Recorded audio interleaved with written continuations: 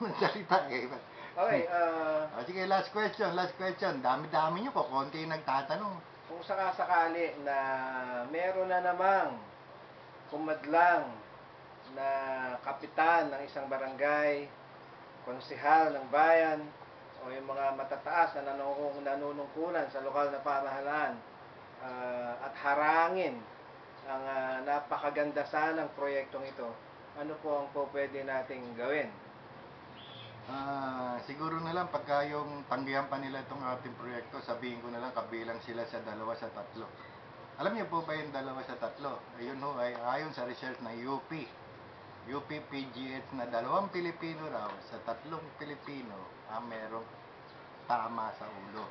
So, pag hindi nyo kami pinayagan o hindi nyo kami tinulungan, sasabihin kong 2 kayo, kabilang kayo doon sa 2 sa 3 dahil hindi naman para sa amin to eh. Para rin sa inyong barangay, para rin sa inyong munisipyo ito ang ginagawa namin. At kikita pa ho ang mga walang trabaho ninyong kababayan. So kayo, meron na kayo trabaho. Dahil kayo isang kapitan, dahil kayo konsehal ng bayan, o konsehal kayo ng baryo, may kita kayo. Pero yung mga gusto naman makatulong sa kalikasan ng kumikita, pagbigyan nyo po. Kung ayaw nyo kaming kung ayaw niyo po kaming alamin yung mga aming ginagawa, huwag niyo na ho kaming kontrahin. Hindi po ako kakandidatong gobernador o senador o ano, hindi po. Kami po ay mananatiling foundation, hanggang sa mamatay kami ay foundation pa rin kami. Hindi po kami kakandidato. Tandaan niyo po yan. Kasi po may nangyari doon sa marking namin doon sa San Simon. Pinagkamalang pangkakandidato yung aming founder doon. Nilusob kami, pinalusob kami ng kapitan ng barangay. Aba, di sino napahiya? Pinakita lang ng lisensya ng kung anong ginagawa namin doon.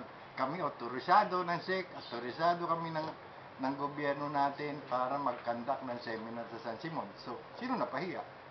So, hindi ho kami ganon. Gusto po namin tumulong. Kaya mga taga San Simon, hindi po kakampanya yung founder namin doon, tayo lang. Yung sinasabi niyo po bang 2 sa 3, yung po ba yung tinatawag na may mga tililing? Yes, hindi po ako nagsabi niyan, ano? Ayon sa UP PGS na binanduryan nila ay 2 daw sa bawat 3 Pilipino ang may tililing sa utak.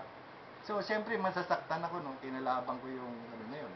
Sinabi ko sa kanila, ilan ba ni-research nyo?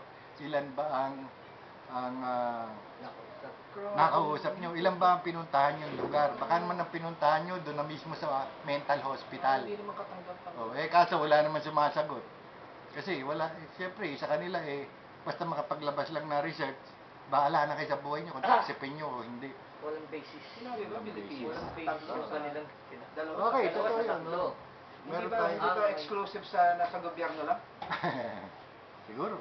Ayun nga siguro. Yung sa tanong mo, yun po ang aking kasagutan. So, matatapos na po tayo at yung iba ay nahihiyang magtanong. Biro yun, 499 kayo nandito dito. Buti nagkasa doon sa opisina natin. Ano? So, paalam na po.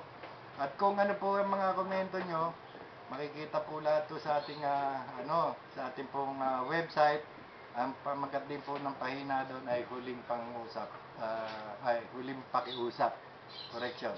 Marami po salamat. Magandang hapon at God bless.